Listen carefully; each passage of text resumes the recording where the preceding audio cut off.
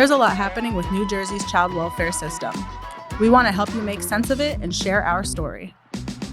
This is DCF on the Air. This is DCF on the Air, and I'm Jason Bukowski. This podcast series from the New Jersey Department of Children and Families is focused on those transformative elements that are reshaping how we work with and connect to families to help meet their needs and empower them to become and remain safe, healthy, and connected. And so far with each episode, we've spoken to individuals working within the department to effect change and transformation, who are thought leaders in their field, working in exciting and creative ways to bring about what comes next in child welfare here in New Jersey. As we say in the introduction, we're sharing our story. And so naturally, we're mostly going to focus our lens internally. But the story of family supports and family need, it doesn't end at DCF. When we talk about the child welfare system, we're always careful to note that the Department of Children and Families is just one component of a larger system of supports. When families need help, they're not always starting the conversation with DCF, nor should they have to. Sometimes they might reach out for utility assistance or affordable housing, or, as in this case, with help accessing nutritious and affordable food. But when we consider that so much of our work overlaps with other programs and agencies, it's important to break down some of the silos and barriers to give families the ability to easily access help without having to run from state agency to state agency. At the end of the day, when families need a helping hand, they're not concerned about which agency provides it. They just want to know that help is available. In an effort to expand the safety net for families dealing with food insecurity, in September 2021, Governor Murphy signed legislation establishing the Office of Food Security Advocate, and within the year had appointed Mark Dinglasan to serve as director of the office. At the time of his appointment, Mark was working as an executive director of CUMAC, the largest anti-hunger organization in Passaic County. He was also deeply connected to our work on adversity and adverse childhood experiences, so it was great to have a friend connected to this vital lifeline for families. Mark leads a small but mighty team working to transform the food access landscape, to recognize that food insecurity is adversity, and to ensure that good, nutritious food is available to families, to offer them a sense of choice and dignity when connecting to help. Mark is joined today by his teammate, Dr. Jenny Schrum, and I'll turn over to Mark and Dr. Jenny to introduce themselves and their work. I'll start. Yeah. Thanks for having us. I am Mark Dinglasan, food security advocate for the state. I think when you're talking about our work, you're talking about the office in general first, right? Yeah. I think from my personal perspective, Jason, I can tell you that I view this office and our role as being one of being a convener and a collaborator. There's no reason for us to create new programs. There's no reason for us to, reinvent the wheel, because a lot of the great work, before the cameras even started rolling, we were talking about all the great work that the Department of Children and Families is doing. But rather, it's this important thing that you and I were also talking about before the cameras started rolling, about how can we make sure that everything is interconnected and all the great work that's happening on the front lines, that's happening in the different sectors, that's happening in different state agencies is all interconnected, and where can we find ways to work together? And then this office can do all that under the main goal of creating consensus around what truly do we mean when we say food security, right? And how can I build consensus around this idea that true food security exists when all people at all times have physical, economic, and social access to safe, sufficient, and nutritious food for both dietary and cultural preferences, for both an active and healthy lifestyle. Great. Thanks for having me as well. Dr. Jenny Schrum. I am the Research and Evaluation Strategy Manager at the Office of the Food Security Advocate. And a lot of what I'm doing, especially in the first year at the office, speaks to what Mark was saying about collective understanding about what we need when we talk about food security and what we mean when we talk about food security. So a lot of right now is identifying thought leaders, literature, academic pieces that really better define the social issue beyond just the word hunger, right? So there are many factors when we think about food security beyond just physical access to food or economic access to food. It's also, is the food usable to that household for their cultural needs, for their medical needs? Do they have the appropriate resources to prepare healthy meals in their house? So when we think about all these factors, getting everyone to be on the same page and acknowledging them and acknowledging some of the coping strategies when we talk about food insecurity and the consequences of food insecurity. So while we're identifying and sharing all of these ideas and factors that are well identified, we're also looking at New Jersey and looking at where are there gaps in our resources and services and where are there strengths or assets in our resources that we can provide. One, for collaboration for people, and two, just to better inform the public, the general public, about what they can access to support, the needs in their own household. Great. And I really appreciate you both taking time to be on today's podcast. I wanted to jump right into it because I think that from your intro, you both had said something about defining food security and defining what that is. And I know from our conversations previously, Mark, when we were talking about adverse childhood experiences, ACEs, that you have a little bit of a different philosophy about food security or food insecurity. And I know that even it extends even to some of the vocabulary that we use. Yeah. Can you speak a little bit to that? So my background, my professional background, that I built up in Chicago before coming home to New Jersey is actually around diversity and equity work and juvenile justice work. So when I came home to New Jersey in 2017, my two choices were go into the juvenile justice space. I had that job offer, but then I also had a job offer to take over the anti-hunger organization I was taking over, CUMAC. And I went with the job offer at CUMAC and told that board, if you hire me, we're going to do things very differently. And they said, what does that mean? And I said, well, ending hunger has nothing to do with giving people food. Feeding people is about giving people food.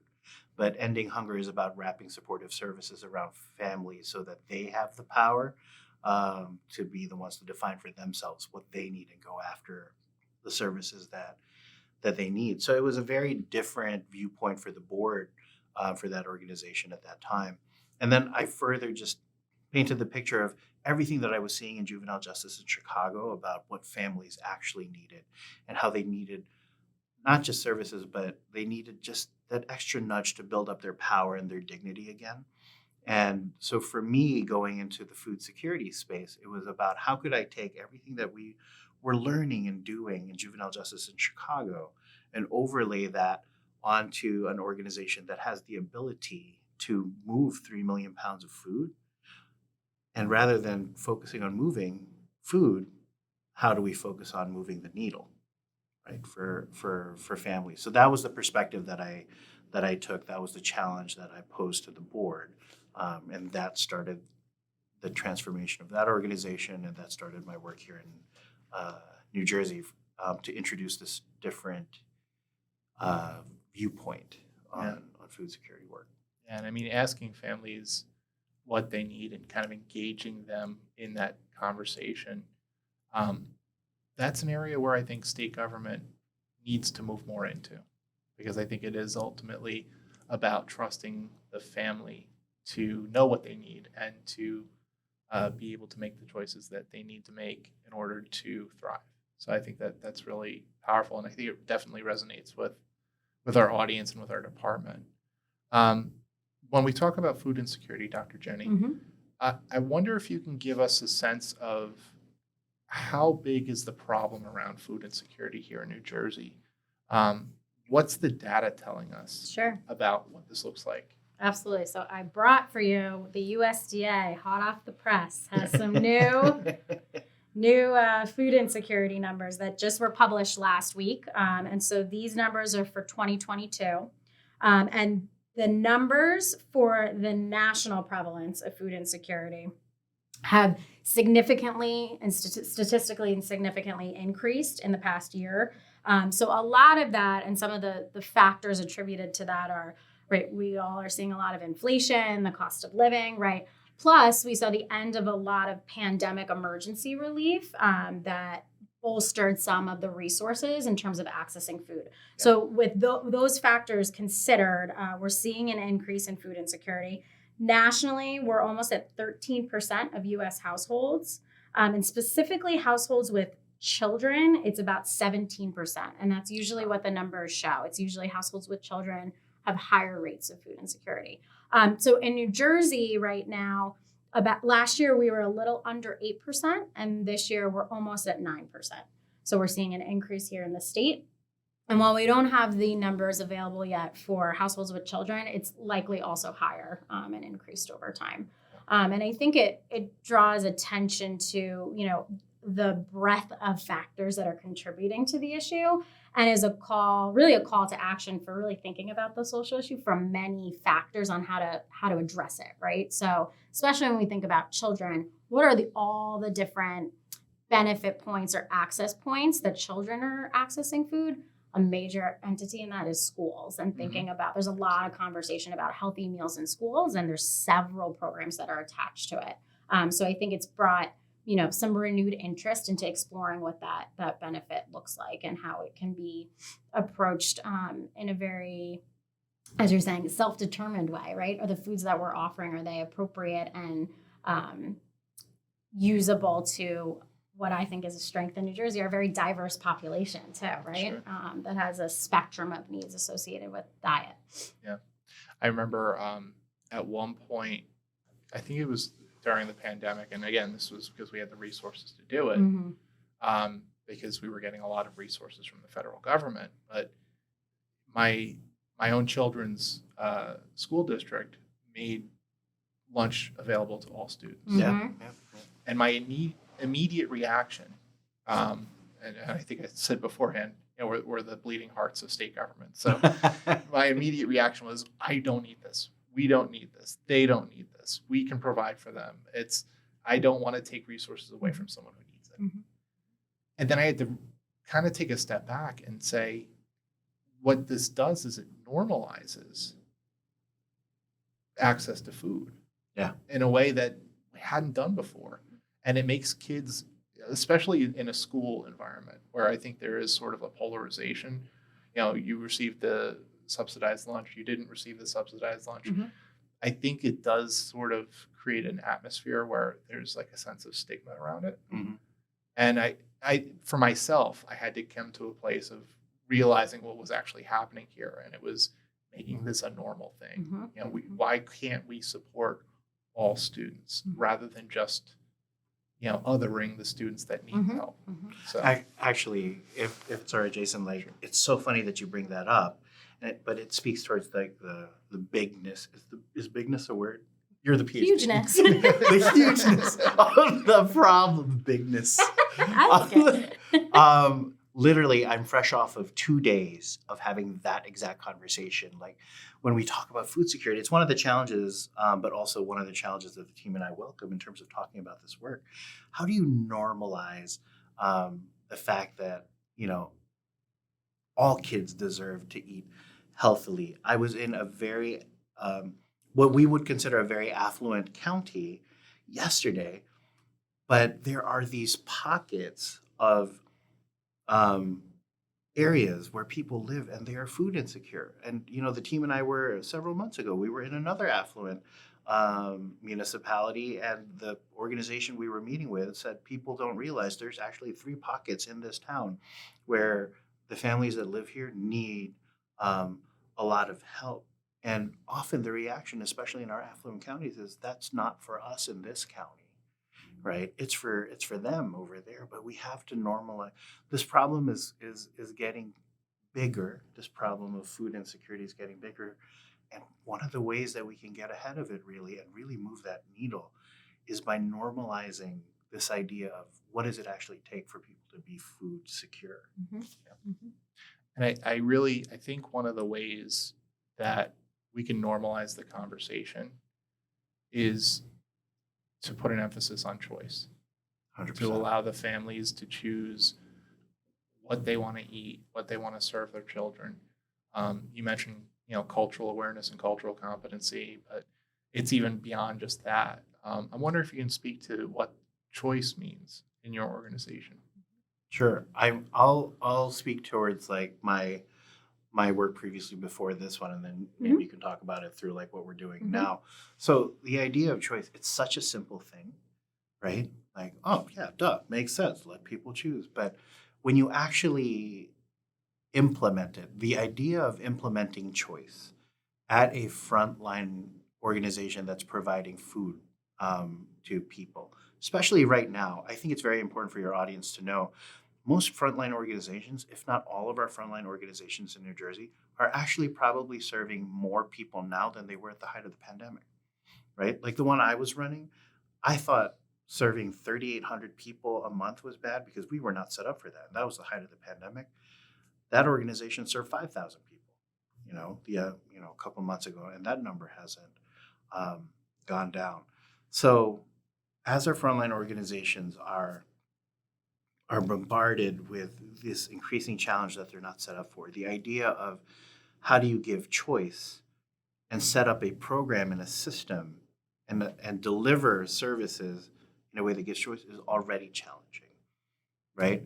But then when you actually start implementing that, right? What does it look like to have diversity on your shelves at your food pantry and to have culturally competent stuff? I had one board member, shopping around in our choice marketplace with somebody, and she was trying to convince her about the health benefits of beans. And then that person felt like they had the agency to say, you know what, I actually spent 10 years in prison, so I don't really want to eat beans anymore because for 10 years, that's all I ate, right? That's just one example of what it looks like when you start to implement choice, which is very hard just because you have to spend more.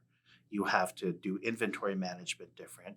You have to staff that differently. Like the staff time it takes to create choice is just hard operationally, but it's so worth it because the moment you see like that mom walk into your organization and they realize in that moment, no matter how beat up they were, they realize they get to say, just because I'm poor doesn't mean I can't say I don't like carrots.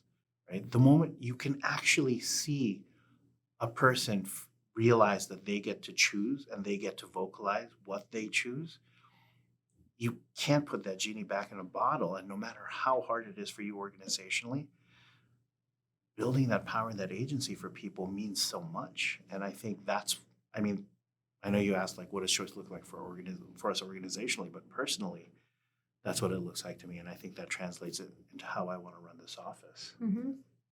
No, I think that's a great response. And I think people are doing some really amazing work of being creative about offering choice. And that some of that was catalyzed by COVID. So a lot of times a choice model will look like someone coming to a food pantry and going shopping. It'll look a lot like a grocery store sometimes. Kumac had a beautiful, beautiful setup when I visited there. But with COVID, there was a lot of people doing drive-ups and driving through. So switching to, can you order online before you come? Look at what's being offered and select it. And as you can imagine, even doing that type of inventorying, right, is difficult to stay on top of. It takes resources to do that. But the benefits of doing that really instill some self-determination, some dignity to the process. And I think you brought up a nice point of cultural competency. And I think even just having the conversation and calling out that type of model exists is important. And I think something that I've had some conversations with some colleagues lately has been the concept of cultural humility. So just understanding I'm bringing my own bias to this conversation or viewpoint around what does healthy mean? What does a full balanced meal mean?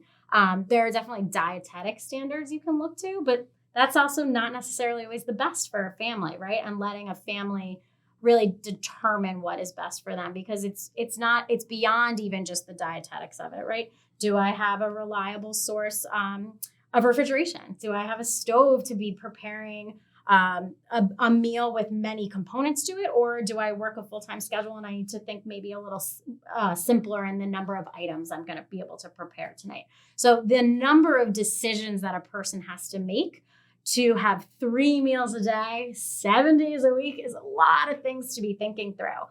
So offering choice allows that person to consider all the things that make them a whole, right? A family or a person that needs to eat a meal quite frequently, right? During the day. Yeah, and I think it also gets to, this might be a shock, but I like food. Me too. Me too. This is your favorite episode, right? Yeah, this is a good one for me. But I also like to prepare food. Mm-hmm. And there's a cultural component to the preparation of meals. And, the recipes that you pass down from generation to generation. And when families feel like they're in a position where they can't make that choice, that it's all beans and carrots, they don't have that. They lose that connection to history and the traditions. Yeah. So I think I really applaud you for doing that work and really emphasizing choice in your work. Two things I'll also share. So one, let's take it back to when you and I first met, when ACEs and adverse childhood experiences was first becoming a conversation here in New Jersey. You and I were in those meetings where we really said, and this is me making the connection for your audience and for the three of us here between food security and trauma-informed care and resilience. We say, if you want to combat adversity in childhood, build up community, and part of building up community is celebrating culture and celebrating things like our ancestors gave us more than our scars, right? It gave us beautiful culture. So choice gives that celebration of culture, to your point, and that's such a strong point. It goes through this like larger calling and exhortation of why should we focus on choice. And the other thing I'll say, Jason, in terms of choice, the other reason I think it's so important for any organization is it's transformational for our teams, right?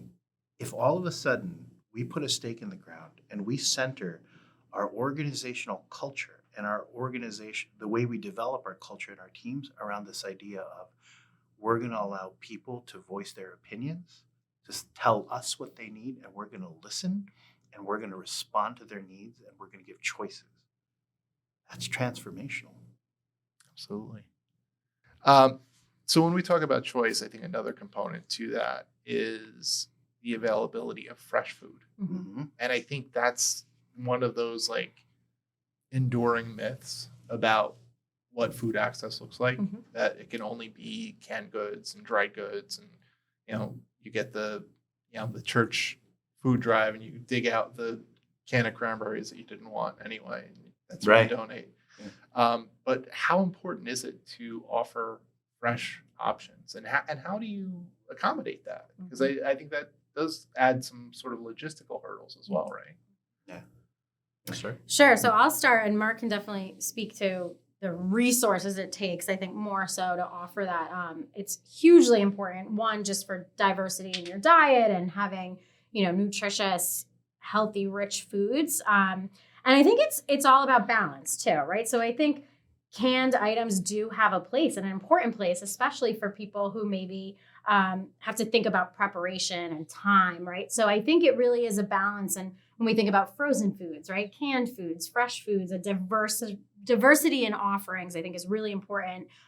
Especially, I would all imagine, right? When we think about children, right? Maybe some children like to eat frozen string beans more than they like to eat fresh string beans, or can I store that as easily as I can store something else? So I think it's all important. I think it's really important, though, to elevate and push the conversation towards fresh foods, because I think since it does take more resources to offer it, sometimes we consider it secondly, and I think maybe we need to consider it first and then have the other staples as an addition or a supplement. And I think part of the conversation all around is a much larger conversation about the charitable food sector. And when we think about food pantries and food banks and the purpose of them and what they were originally intended to do was to supplement diets, and not on a chronic basis. That's not necessarily what we're seeing nowadays with this high need and chronic need over time, right?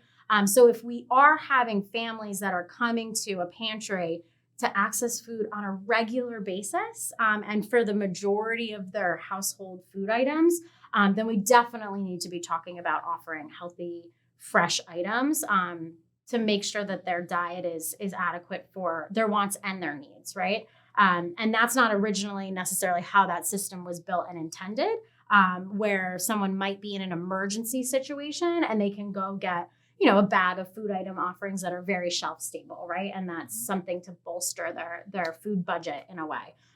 So I think it's all important, but I think we got to start and continue shifting the narrative towards, those fresh items. And I'll say part of what the team and I, Dr. Jenny and myself, Jamel, our program manager, Rose, our program coordinator, one of the things that we're really striving for here in New Jersey is to make that connection between the food supply that our state actually produces and how we can get that to the organizations that are serving the families that can make use of the fresh food. Like, we have a lot of fresh food here in New Jersey.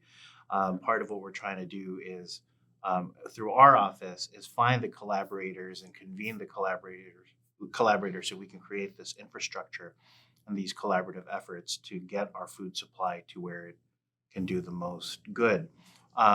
What does it look like operationally to provide choice? So choice is transformational, not just for organizational culture. It will physically transform your organization because you have to reevaluate your use of space to provide choice. And all of a sudden you have to this is where things like trauma-informed space design come into play. This is what I was utilizing. When you're reevaluating how you use your space and you tack onto that trauma-informed space design, make your space cleaner, make it more open, because once you're doing choice in fresh food, you've got to open it up a little bit more so you can move the fresh food because it's bulkier, right? Then you need refrigeration, which means you have to change, the power that runs through your space, and you have to spend a lot more.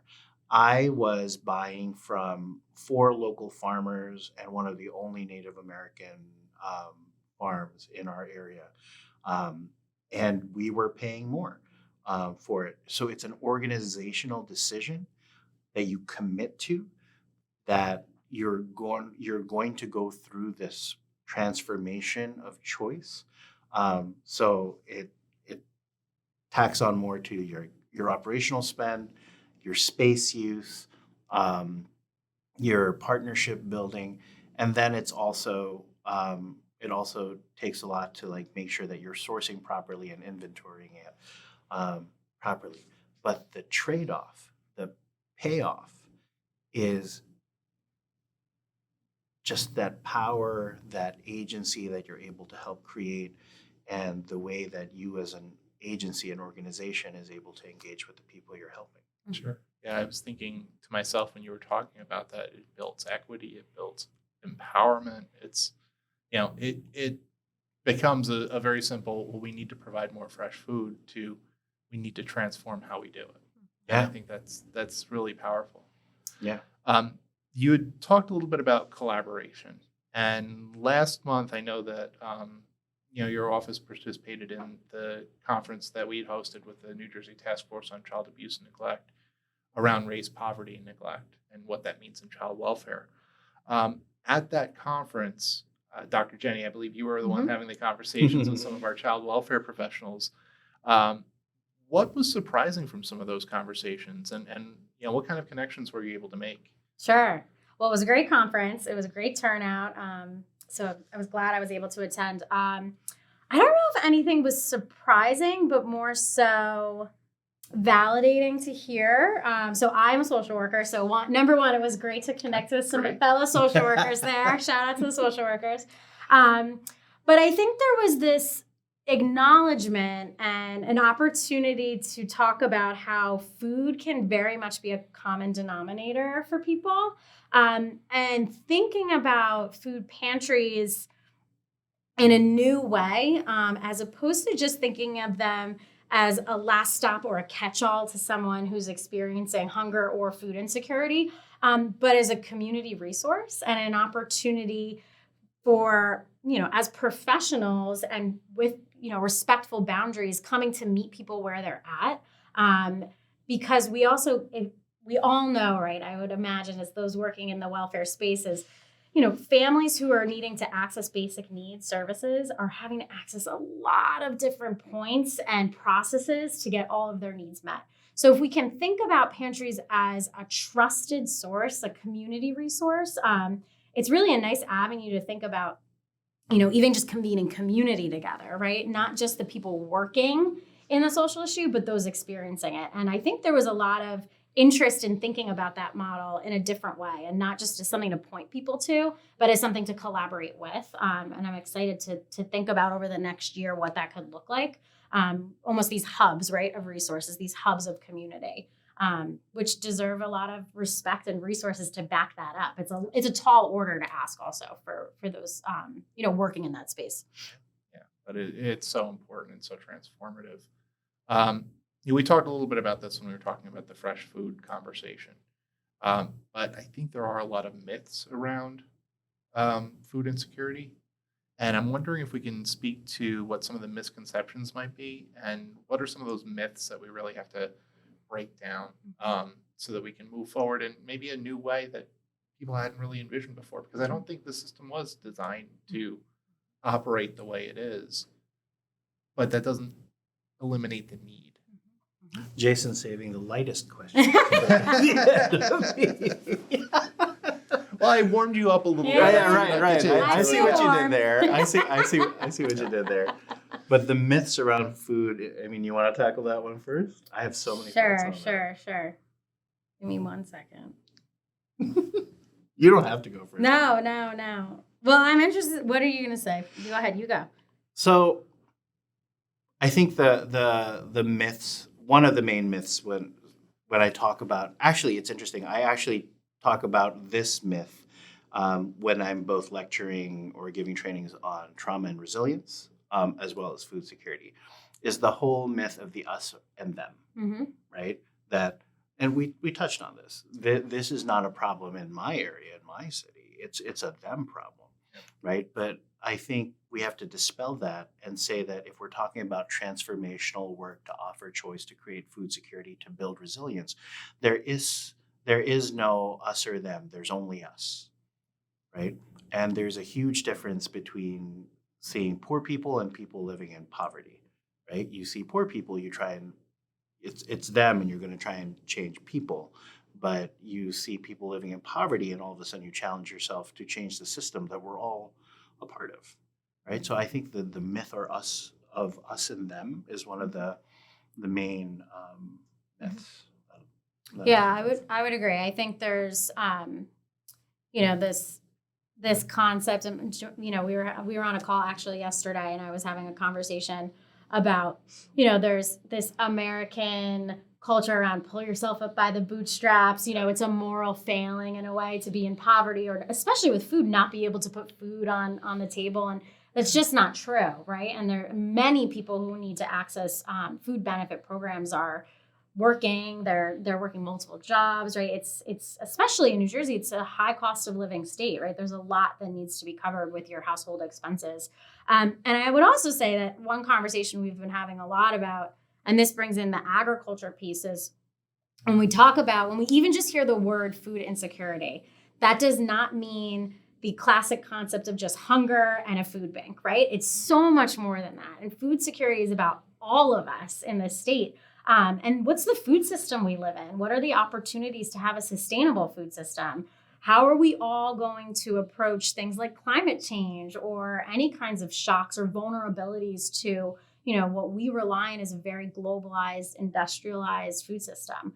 So we all can potentially be at risk for food insecurity. So we need to talk about it that way, right? It's not just them, it's all of us, and all of us being able to, access the available foods that are appropriate for all of our needs on a very sustained basis. This is also not just about a snapshot in time.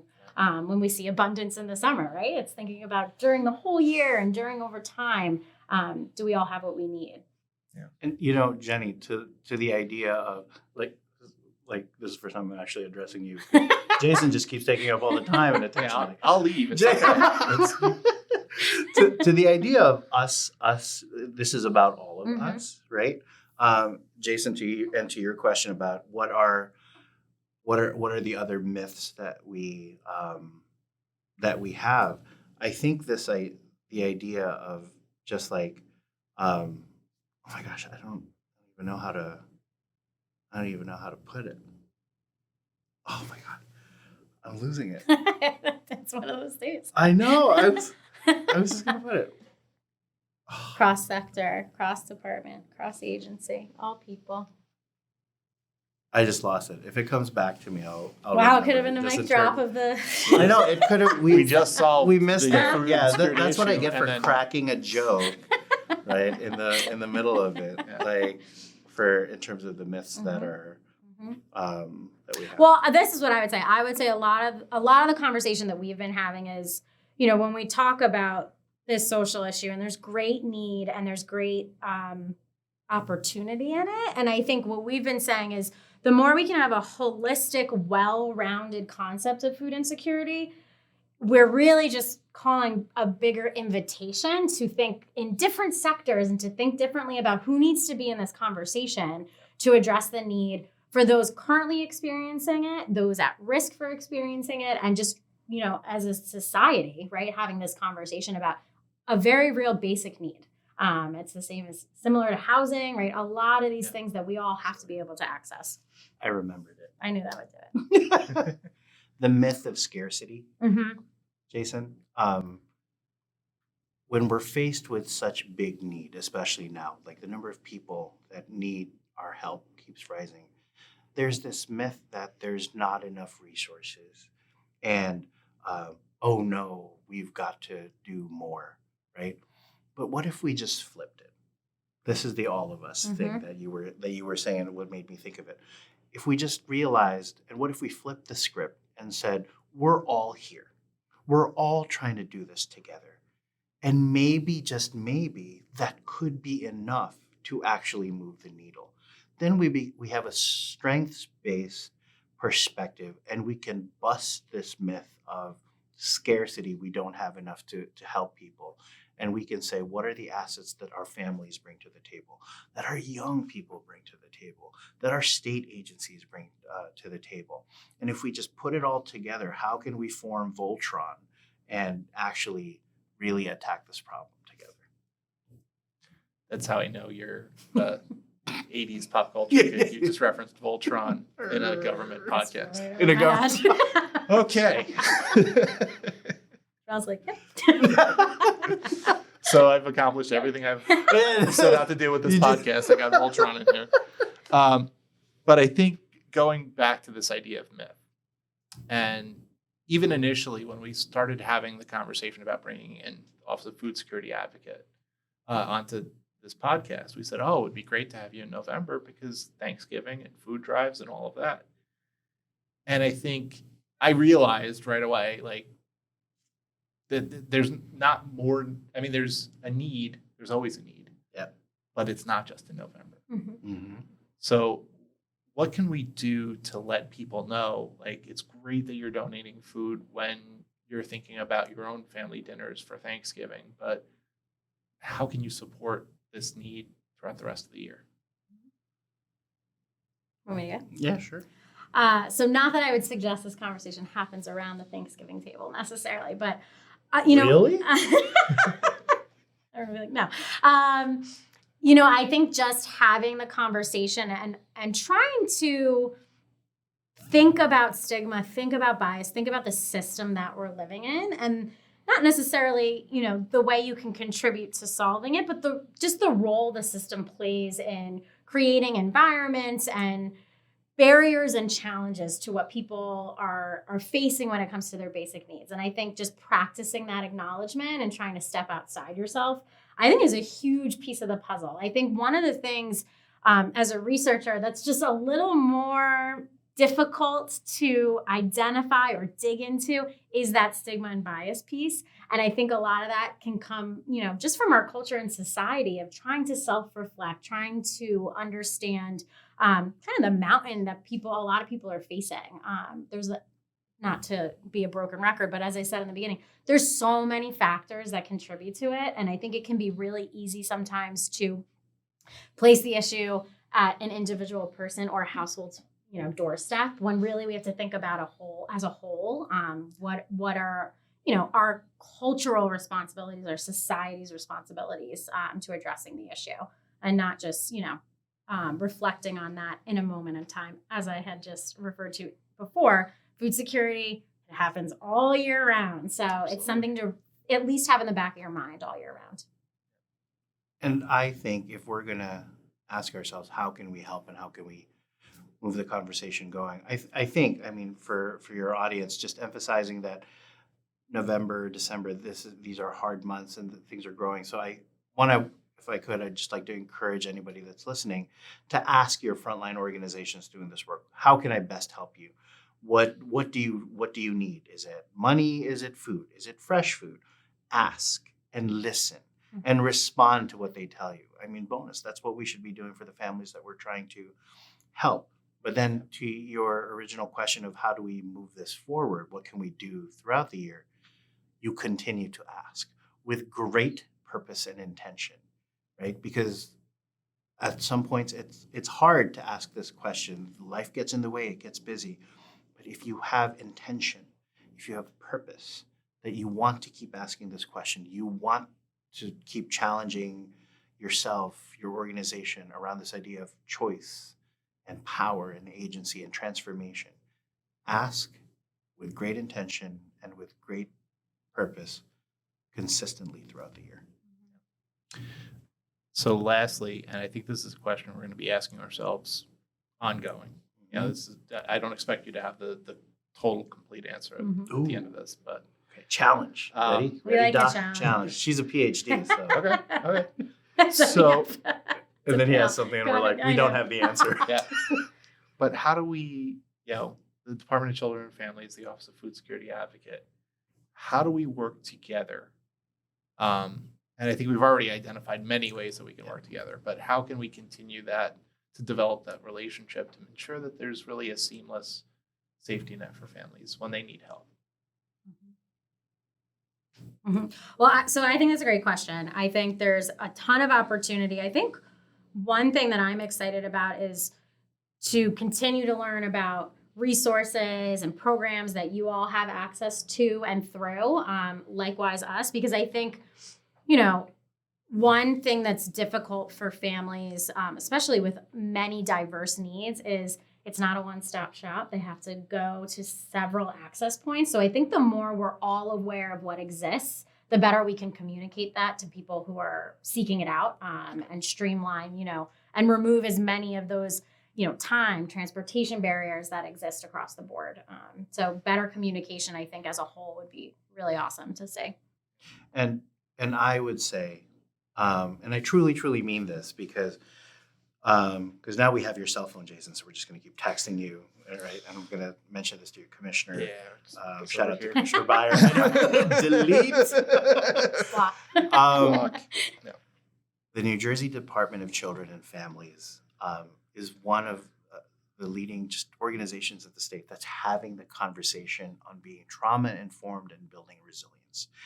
I truly, truly believe that for organizations, for people, for any of us to truly understand food security, and especially in the implementation phase of any kind of food security programming, we have a better shot of accomplishing that, grasping that, understanding that, if we are trauma informed, right? If we are centered on the idea of building resilient families, resilient children, resilient communities. So how can we, as the Office of the Food Security Advocate, take all the amazing knowledge and experience and resources that DCF has, and infuse all of that into this nation-leading food security work that the state is aspiring to, right? We're the only state in the country that has an executive level food security office that's pushing policies. So how can we take all of this resilience language that you guys have and infuse it into that work? I think that's the secret sauce, and that's how we work together. I think that sounds great. I think that there are going to be definitely opportunities to do that, because I think that the work that you do is so important, and it matters to the families that we all support and we all care about. So I thank you for that. Before we go, I know that there are different access points to get help in people's communities, but if somebody's looking for help, where do they start? So I know some people will be like, "What? That's not true." There's actually NJ211 is going through a huge transformation right now. Their chief operating officer, shout out to Kevin, is a personal friend of mine. I think going on to NJ211, the website is new. You can go there. Findhelp.org is also a website that you can use for this. Those are two places I would go if somebody needs help. Mm-hmm. And I think we're actually partnering with 211 too to kind of great. reimagine how we're supporting families. So I think that it's a really great connection back. Yeah. So thank you so much. Next month, we're going to have members of our DCF Youth Council here in studio. It's going to be a lot of people here, but I'm really looking forward to the conversation as we talk about the Sibling Bill of Rights and all of the work that they did to prepare that and to advance that through the legislature. It really is amazing work. Whether we're talking about nourishing families or nourishing family connections, it all comes back to this idea of supporting the family. And I'm really grateful that we get to work in this space. So thank you so much for tuning in. On behalf of my producers and the DCF Office of Communications and Public Affairs, this is Jason Bukowski signing off. Tune in next month for more DCF on the Air.